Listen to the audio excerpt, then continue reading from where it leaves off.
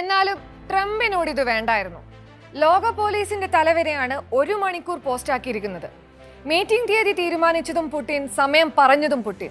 എന്നിട്ടും 1 മണിക്കൂർ കഴിഞ്ഞാണ് പുടിൻ ഫോണിന്റെ അങ്ങേ തലയിൽ പ്രത്യക്ഷപ്പെട്ടത്.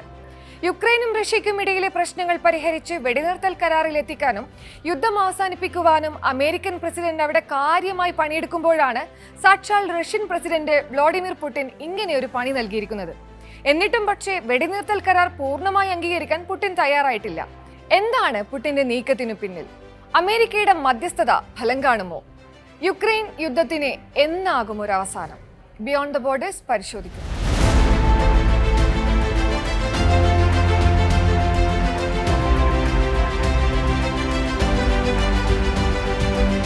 റഷ്യ യുക്രൈൻ യുദ്ധവിരാമത്തിന് മുന്നിലെ ആദ്യ ചുവടുവയ്പ് എന്നോണം 30 ദിവസത്തെ വെടിനിർത്തൽ കരാർ. ഇതായിരുന്നു അമേരിക്കയുടെ പ്ലാൻ. സമ്മതമെന്ന് യുക്രൈൻ പ്രസിഡന്റ് വ്ളാദിമിർ സെലൻസ്കി. ഒരു ഭാഗം ക്ലിയർ. അടുത്തതായി വേണ്ടത് റഷ്യൻ പ്രസിഡന്റ് വ്ളാഡിമിർ പുടിന്റെ യെസ് എന്നൊരു വാക്ക്.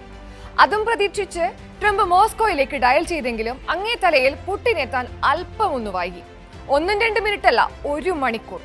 ഫോൺ സംഭാഷണത്തിന് മാർച്ച് 18 എന്ന സമയം തിരഞ്ഞെടുത്തത് റഷ്യ തന്നെയായിരുന്നു. ബിസിനസ് പരമായി ഒരു കൂടിക്കാഴ്ചയിലായിരുന്നതിനാലാണത്രേ പുടിൻ വൈകിയത്.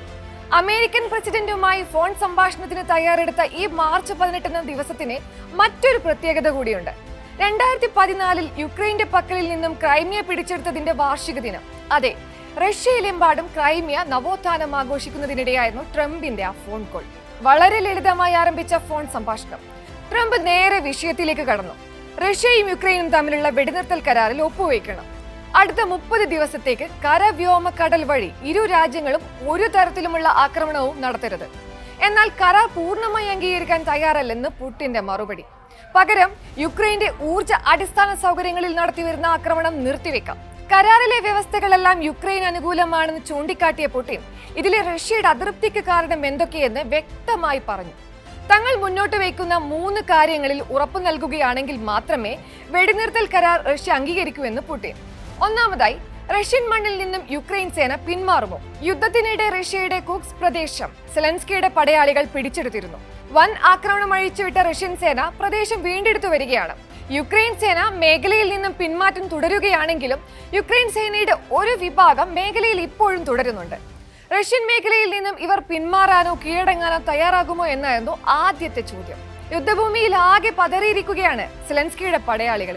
30 ദിവസത്തെ വെടിനിർത്തൽ കരാറിന്റെ മറപിടിച്ച് സേനയെ ശക്തിപ്പെടുത്തുവാനും ആയുധങ്ങൾ ശേഖരിക്കുവാനും യുക്രൈൻ യുദ്ധത്തിൽ തിരിച്ചു വരാനുള്ള തയ്യാറെടുപ്പുകൾ നടത്തില്ലേ എന്ന് എന്താണ് ഉറപ്പ്? യുക്രൈൻ ട്രൂപ്പുകൾ ഇപ്പോൾ നേരിടുന്ന ഏറ്റവും വലിയ പ്രതിസന്ധികളിലൊന്ന് സേനാക്ഷാമമാണ്. ഈ 30 ദിവസത്തെ വെടിനിർത്തൽ സഹായകമാവുക യുക്രൈൻ അല്ലേ എന്ന് പുടിൻ. മൂന്നാമതായി, ഈ വെടിനിർത്തൽ കരാറിലെ വ്യവസ്ഥകൾ ഇരു രാജ്യങ്ങളും പാലിക്കുന്നുണ്ടോ എന്ന് നിരീക്ഷിക്കുവാനും അത് ലംഘിക്കപ്പെടുന്നില്ലെന്ന് ഉറപ്പു നൽകാൻ കഴിയുമോ എന്നും പുടിൻ ചോദിക്കുന്നു. എന്നിട്ടാകാം വെടിനിർത്തൽ കരാറിൽ ഒപ്പുവെക്കലെന്ന് പുടിന്റെ പക്ഷം. ഇരു രാജ്യങ്ങൾക്കുമിടയിലെ സംഘർഷം അവസാനിക്കണമെങ്കിൽ യുക്രൈന് നൽകി വരുന്ന വിദേശ സൈനിക സഹായം പൂർണ്ണമായും നിർത്തലാക്കണമെന്നും കീവിലേക്ക് നൽകി വരുന്ന രഹസ്യാന്വേഷണ വിവരങ്ങൾ അവസാനിപ്പിക്കുകയും വേണമെന്നും പുടിൻ പറഞ്ഞു. US നിന്നും മാത്രമല്ല, ബ്രിട്ടൻ, ഫ്രാൻസ് തുടങ്ങിയ പടിഞ്ഞാറൻ രാജ്യങ്ങൾ നൽകി വരുന്ന എല്ലാ വിദേശ പിന്തുണയും നിർത്തലാക്കണമെന്നാണ് റഷ്യ പറഞ്ഞു വരുന്നത്. അമേരിക്കയുടെയും യൂറോപ്യൻ രാജ്യങ്ങളുടെയും കൈസ്പർശമില്ലാത്ത യുക്രൈനെ ഭയക്കേണ്ടതില്ലെന്ന് റഷ്യക്ക് നന്നായിട്ടറിയാം. തങ്ങളുടെ എതിരാളികളുടെ നീക്കം ദുർബലപ്പെടുത്തണം. ഒപ്പം റഷ്യയുടെ സുരക്ഷ ഉറപ്പുവരുത്തുകയും വേണം. അതിൽ കുറഞ്ഞതൊന്നും തങ്ങളിൽ നിന്നും പ്രതീക്ഷിക്കേണ്ട എന്ന് പുടിൻ പറയാതെ പറയുകയായിരുന്നു. വെടിനിർത്തൽ കരാറിനെ സംബന്ധിച്ച ചർച്ചകൾ പുരോഗമിക്കുമ്പോഴും അമേരിക്കൻ നീക്കത്തെ മറികടന്ന് ഫ്രാൻസിന്റെയും ജർമ്മനിയുടെയും നേതാക്കൾ നടത്തിയ പത്രസമ്മേളനത്തിൽ യുക്രൈന് പിന്തുണ തുടർന്നും ഉറപ്പുവരുത്തുമെന്ന് പ്രഖ്യാപിച്ചിരുന്നു. ആക്രമണങ്ങളിൽ നിന്ന് വിട്ടുനിൽക്കാൻ തയ്യാറായാൽ യുക്രൈന്റെ ഊർജ്ജ അടിസ്ഥാന സൗകര്യങ്ങളിലെ ബോംബാക്രമണങ്ങൾ നിർത്തിവെക്കുമെന്നും പുടിൻ വ്യക്തമാക്കിയതാണ്. കഴിഞ്ഞ ഫെബ്രുവരിയിലെ ഓവൽ ഓഫീസിലെ കൂടിക്കാഴ്ചയ്ക്ക് പിന്നാലെ കടുത്ത തീരുമാനങ്ങൾ എടുക്കാൻ സെലൻസ്കി തൽക്കാലം മുതിരില്ലെന്ന് വിദഗ്ധർ. തങ്ങളുടെ ഏറ്റവും വലിയ പിന്തുണയായിരുന്ന അമേരിക്കയെ അങ്ങനെ പെട്ടെന്ന് തള്ളി പറയാൻ സെലൻസ്കിക്ക് അത്ര പെട്ടെന്ന് കഴിയില്ല. പുടിനുമായുള്ള ഫോൺ സംഭാഷണത്തിന് പിന്നാലെ അമേരിക്ക ഒരു തീരുമാനത്തിൽ എത്തിച്ചേരും. അത് റഷ്യക്കൊപ്പം നിൽക്കുന്നതാണെങ്കിൽ പോലും ആ തീരുമാനത്തിനൊപ്പം ചേർന്ന് നിൽക്കുവാനായിരിക്കും സെലൻസ്കിക്ക് താല്പര്യം. അല്ലാതെ മറ്റു വഴികളൊന്നും മുന്നിൽ കാണുന്നില്ല.